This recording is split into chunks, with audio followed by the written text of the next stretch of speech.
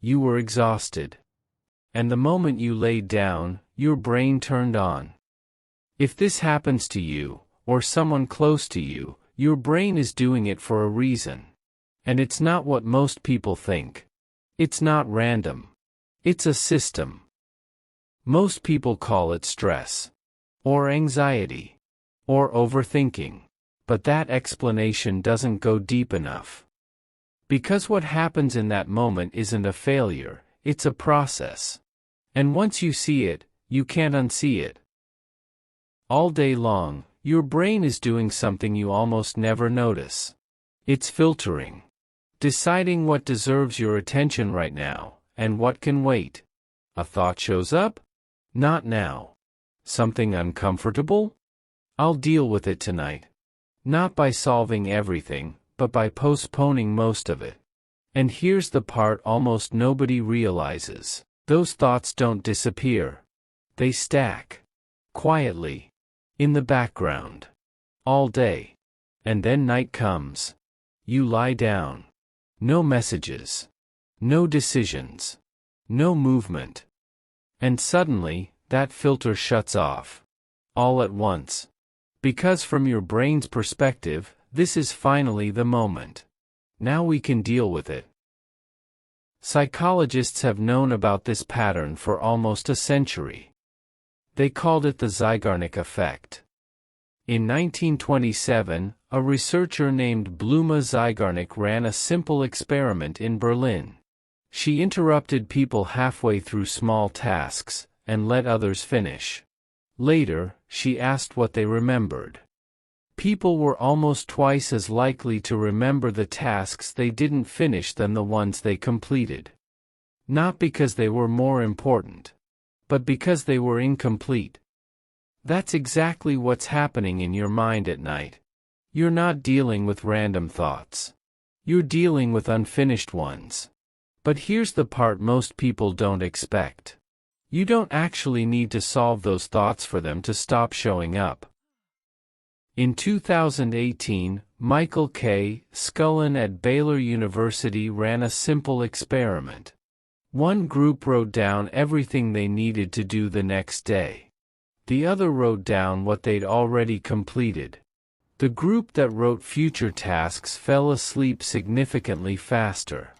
And the more specific their list was, the faster they fell asleep. They didn't solve the problems.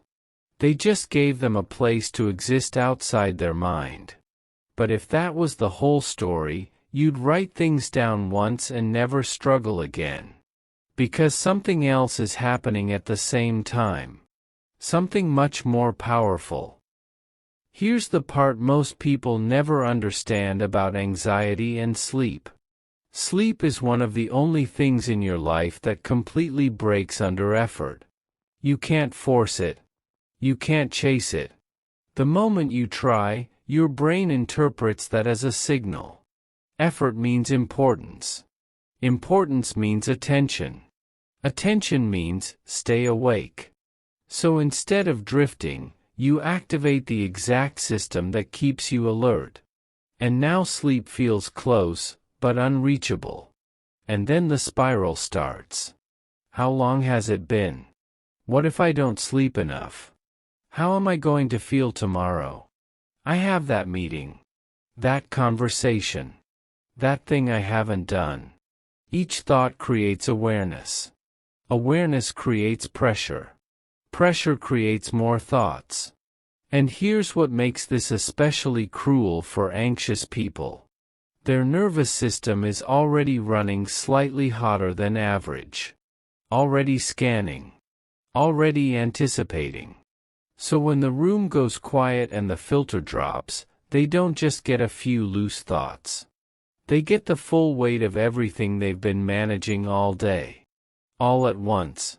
And they lay there, completely still on the outside, completely overwhelmed on the inside, wondering why everyone else seems to fall asleep so easily. They don't have a broken brain. They have a brain that never fully got to rest, because it was working too hard to keep everything together. And it goes even deeper than that. Because the moment you have nothing external to focus on, a specific network in your brain activates. Neuroscientists call it the default mode network. This network doesn't turn on when you're doing things. It turns on when you stop. Brain scans show it's more active at rest than during complex tasks. And what does it do? It runs simulations, replays conversations, predicts outcomes, rehearses tomorrow. Not randomly. Strategically. Your brain isn't malfunctioning at night. It's running its most important software. And it's been waiting all day to do it. And here's why modern bedrooms make this worse. For nearly all of human history, silence at night meant danger. Not peace. Danger.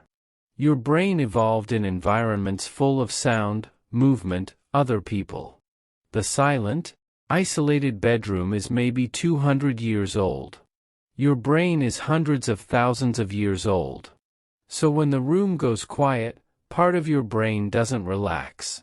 It listens harder. You didn't create this problem. You inherited it.